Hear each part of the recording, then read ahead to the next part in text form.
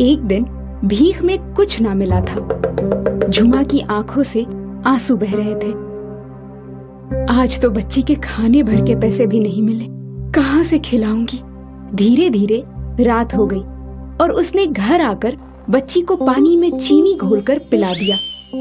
खुद पानी पी लिया। बुखार और थकावट की वजह से आंखें बंद करके लेट गई। मन अतीत में चला गया। पति नरेंद्र भटिंडा में ऑटो चालक था। झुमा लोगों के घरों में काम किया करती थी। इधर कई महीनों से नरेंद्र का एक्सीडेंट हो जाने से वो भी ऑटो चलाने नहीं जा रहा था। 3 घरों में काम करके मुश्किल से 2000 रुपए मिलते थे। सास की तबीयत खराब होने से उनका भी ध्यान रखना पड़ता था। सास हर दम उसके कामों में टोका टोकी करती थी। मेरा बेटा दिन रात बिस्तर पर पड़ा करा रहा है और तुम सारे दिन घूमती रहती हो। अम्मा, घर का सारा काम निपटा कर तो जाती हूँ। आपकी और बेटे की देखभाल में कोई कमी हो तो बताइए। बच्ची को भी सुला कर जाती हूँ। कुछ पैसे मिल जाते हैं तभी खर्च चल पाता है। हाँ, ये कहो कि घर में पैर टिकते ही नहीं। सारी कमाई तो तुम्हें ही देता है। बचत करती तो आज काम आता। उसकी कमाई से तुम गुलछर्रे उड़ाती रही। कितनी कमाई ही होती है, मैं क्या गुलछर्रे उड़ाऊंगी। हमेशा मन मार कर ही रहना पड़ता है। वो सब मुझे मत बताया करो, खूब जानती हूँ तुम्हें। झुमा कुछ नहीं बोलती। काम से वापस आती तो खाना बनाती, नरेंद्र और अम्मा को खाना खिलाती। दवा देने के बाद ही जैसे ही निकलने को होती तभी, अरे बहू, मेरे सिर में तेल लगा दो। झुमा उनके सिर में तेल लगाकर कंघी करती है। सास की कड़वी बातें सुनकर उसका मन दुखी हो जाता है। एक दिन, आज काम पर मत जाओ, इतनी बारिश हो रही है, मुझसे नहीं होता काम। काम छूट जाएगा तो खाने को भी मोहताज हो जाएंगे हम। इनका तो हमेशा से ही मुझसे बैर है, अपने आप ही चुप हो जाएंगी। झुमा ने खाना बनाया, सबको खिला पिलाकर सोने गई। तभी नरेंद्र, क्या बात है, आज कुछ हुआ है क्या? अम्मा से कुछ कहा सुनी हो गई है क्या? वो कौन सी नई बात है, तुम भी तो देख ही रहे हो ना।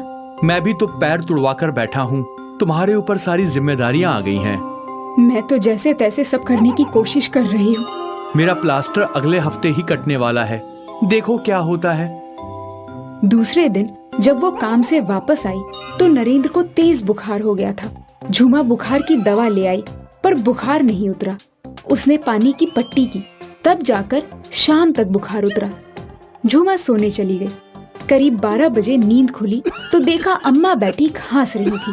वो दौड़कर उनकी पीठ सहलाने लगी और अम्मा की सांसें रुक गई और उन्होंने दम तोड़ दिया। दोनों ने सोचा भी नहीं था कि अम्मा इतनी जल्दी चली जाएंगी। दूसरे हफ्ते नरेंद्र प्लास्टर कटवाने गया तो हड्डी नहीं जुड़ी थी। ये सुनते ही उसका सिर चकरा गया। घर आते ही सो गया। झुमा उसके कमरे में गई तो मुंह ढककर सोया था। क्या हुआ, प्लास्टर कटा नहीं? अभी नहीं, 2 हफ्ते बाद कटेगा। हे ईश्वर, कैसी परीक्षा की घड़ी है। झुमा, सिर में बहुत दर्द है, जरा दबा दो।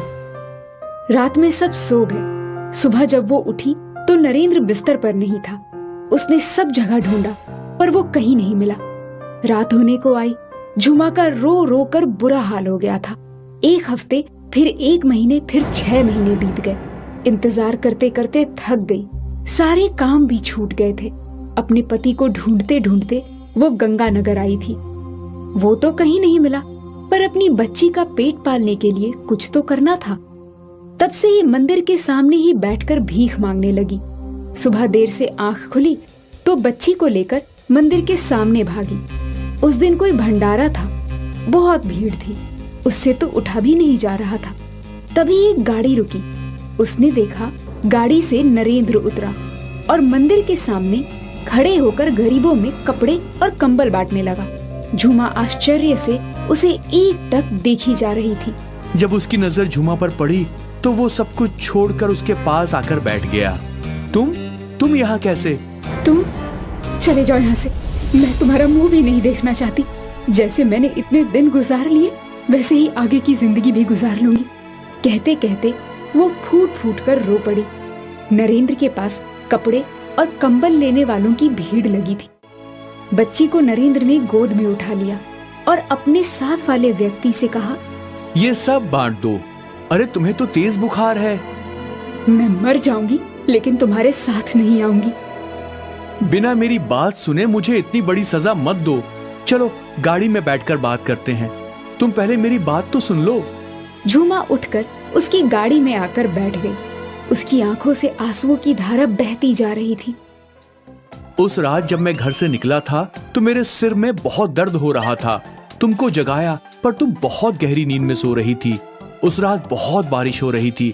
मैंने सोचा दवा की दुकान से कोई दवा ले आता हूँ, लेकिन रास्ते में ही पता नहीं कैसे मुझे चक्कर आ गया और मैं बेहोश होकर गिर गया। जब मुझे होश आया तो मैं गंगानगर के किसी अस्पताल में पड़ा था। गंगानगर? गंगानगर कैसे पहुंच गए? मैं वहाँ पूरी रात गिरा हुआ था और खून बहने की वजह से मुझे कुछ होश नहीं था। सेठ जी अपनी गाड़ी से गंगानगर जा रहे थे। उन्होंने रात के अंधेरे में जब मुझे गिरे हुए देखा तो अपनी गाड़ी में डालकर मुझे गंगानगर ले गए। क्योंकि पीछे का रास्ता बारिश की वजह से पानी से भरा हुआ था, उन्हें घर पर पहुंचना बहुत ज्यादा जरूरी था। उन्होंने मुझे अस्पताल में भर्ती करा दिया। 7-8 महीनों तक मैं बेहोश रहा। जब मुझे होश आया तो मैं चिल्लाने लगा। सेठ जी ने मुझे ढांढस बंधाया और मुझसे बोले, अरे कहाँ है तुम्हारा घर? मैं अभी कहाँ हूँ? बेटा तुम गंगानगर के एक बड़े अस्पताल में हो। मैंने देखा कि मेरे पैरों का प्लास्टर कट चुका है। मैं तुम दोनों से मिलने के लिए बेचैन था। 2-4 दिनों के बाद जब घर पहुंचा तो मकान मालिक ने बताया कि तुम 1 महीने पहले ही घर छोड़कर जा चुकी हो। झूमा, मेरी दुनिया लुट गई है। तुमने मेरा इंतजार क्यों नहीं किया झूमा? मैं अकेली औरत कितना इंतजार करती। काम भी छूट गए थे। तुमको ढूंढते ढूंढते यहाँ आ गई। तब से इसी मंदिर के सामने बैठकर भीख मांगती हूँ। चलो मेरे पास एक कमरा है। सेठ जी मुझे बहुत मानते हैं। उनकी गाड़ी में ही चलता हूँ। आज उन्होंने ही ये भंडारा करवाया है। मुझे ये सामान बांटने को कहा था। वो तुम्हें देखकर बहुत खुश होंगे। हमारे दुख के दिन खत्म हो गए। झूमा उसके साथ घर आ गई। दोनों इतने दिनों बाद मिले थे, बातें ही नहीं खत्म हो रही थी। उनका जीवन खुशियों से भर गया।